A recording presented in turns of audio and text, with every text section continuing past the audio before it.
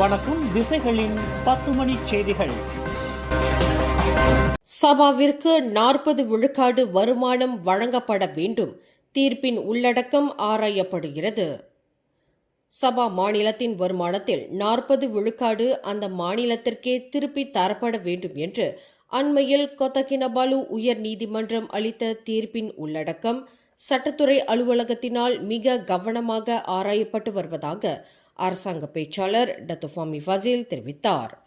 இவ்விவகாரத்தினால் எதிர்காலத்தில் எந்தவொரு பிரச்சனையும் ஏற்படுவதை தவிர்க்க அனைத்து வழிமுறைகளும் ஆராயப்படும் என்று தொடர்புத்துறை அமைச்சரான டத்துஃபாமி குறிப்பிட்டார்.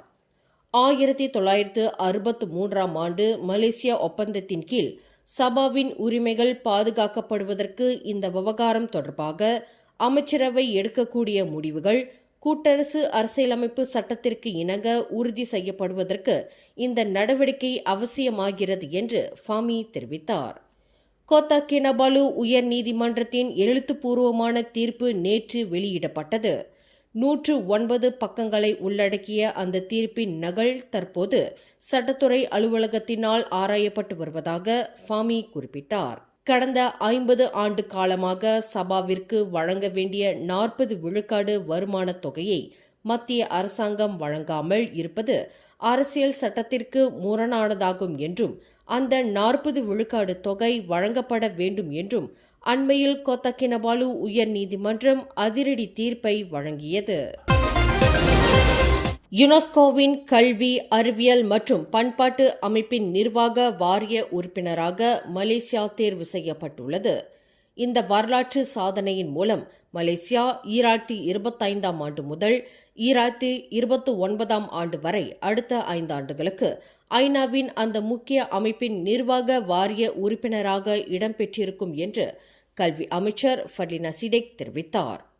அண்மையில் உஸ்பெகிஸ்தான் சமர்கண்டில் நடைபெற்ற யுனெஸ்கோவின் 43வது ஆண்டு கூட்டத்தில் மலேசியா தேர்வு செய்யப்பட்டது குறித்து அதிகாரப்பூர்வமாக அறிவிக்கப்பட்டதாக ஃபர்லினா சிடேக் குறிப்பிட்டார். சபா சட்டமன்ற தேர்தலில் ஜாசிகாவின் சின்னமான ராக்கெட் பயன்படுத்தப்படாது என்று அதன் பொதுச் செயலாளர் ஆந்தனி லாக் தெரிவித்துள்ளார். பக்கத்தான் ஹரப்பானின் உள்ள உறுப்பு கட்சிகளான PKR மற்றும் அமனா ஆகியவை பயன்படுத்தவிருக்கும் பக்கத்தான் ஹரப்பான் சின்னத்தையே ஜாசைகா பயன்படுத்தவிருப்பதாக போக்குவரத்து அமைச்சருமான ஆந்தனி லாக் குறிப்பிட்டார். வரும் 29ஆம் தேதி நடைபெறவிருக்கும் சபா மாநில தேர்தலில் ராக்கெட் சின்னத்தை பயன்படுத்துவதா அல்லது பக்கத்தான் ஹரப்பான் சின்னத்தை பயன்படுத்துவதா என்பது குறித்து மாநில ஜாசைகாவில் நடைபெற்ற விவாதத்தில் வேட்பாளர்கள் அனைவரும் பக்கத்தான் ஹரப்பான் சின்னத்தை பயன்படுத்துவதற்கு முடிவு எடுக்கப்பட்டுள்ளதாக ஆந்தனி லாக் தெரிவித்தார்.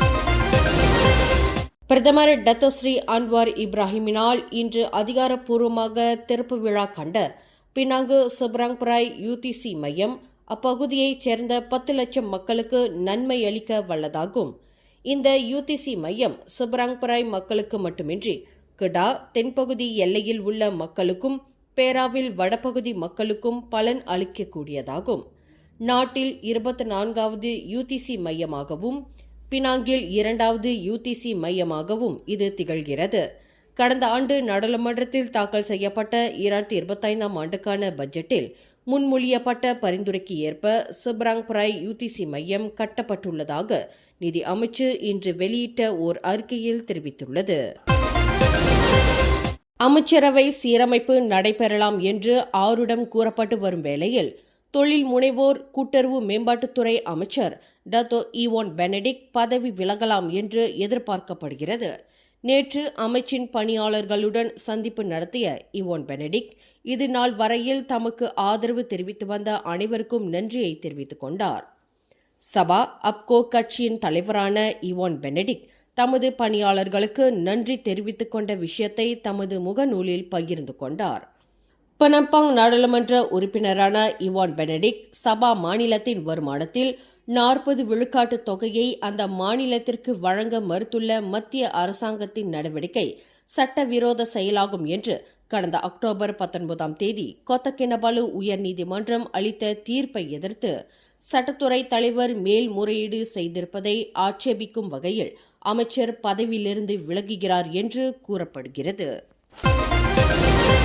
கனத்த மழைக்கு வித்திடலாம் என்று எதிர்பார்க்கப்படும் வடகிழக்கு பருவமழை தொடங்கிவிட்டதால் இடரை ஏற்படுத்தக்கூடிய நாடு முழுவதும் உள்ள சுமார் 2000 மலைச்சாரல்கள் அணுக்கமாக கண்காணிக்கப்பட்டு வருவதாக பொதுப்பணித்துறை அமைச்சர் டத்தோஸ்ரீ அலெக்சாண்டர் நந்தாலிங்கி தெரிவித்தார். அடையாளம் காணப்பட்ட அனைத்து மலைச்சாரல்களின் ஆபத்து தன்மை குறித்து மதிப்பீடு செய்யப்பட்டுவிட்டன. அவற்றின் நிலைக்கு ஏற்ப தடுப்பு நடவடிக்கைகளும் உரிய கண்காணிப்பும் மேற்கொள்ளப்பட்டு வருவதாக அலெக்சாண்டர் நந்தாலிங்கி குறிப்பிட்டார். நாடு முழுவதும் மொத்தம் 27,000 மலைச்சாரல்கள் உள்ளன. இவற்றில் 2,000 இடர் தன்மைக்கு உரியவை என்று பினாங்கு ஜலன்பாலே புலாவ் துலுக் பஹாங் சாலையில் மலைச்சாரல் சீரமைப்பு பணியை பார்வையிட்ட பின்னர் செய்தியாளர்களிடம் பேசுகையில் அமைச்சர் இதனை தெரிவித்தார்.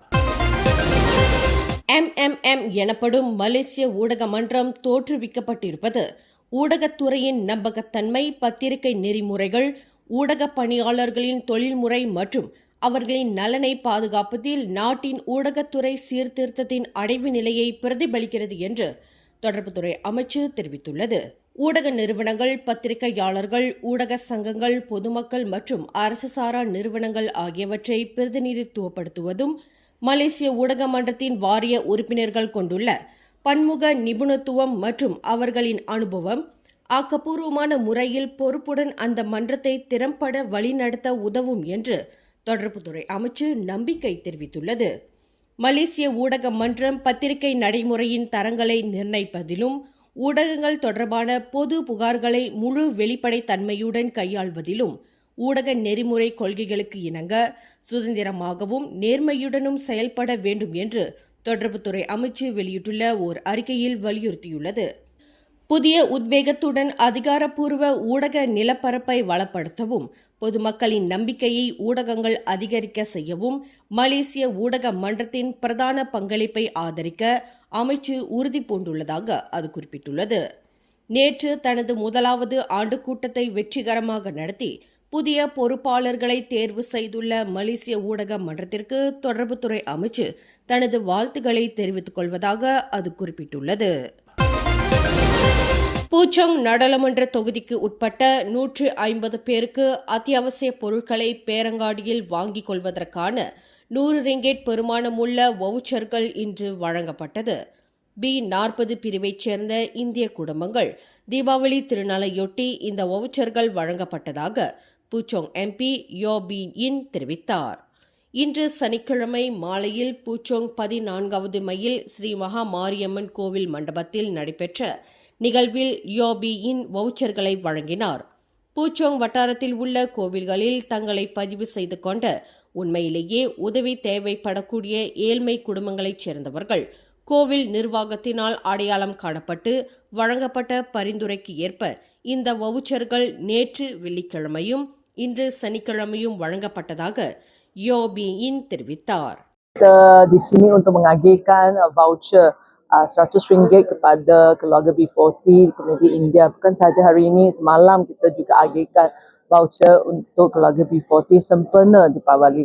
Ini adalah hasil kerjasama dengan semua dengan beberapa kuil di kawasan Parlimen Puchong untuk dapatkan senarai keluarga B40 supaya kita boleh mengenal pasti keluarga yang benar-benar yang perlu kita bantu.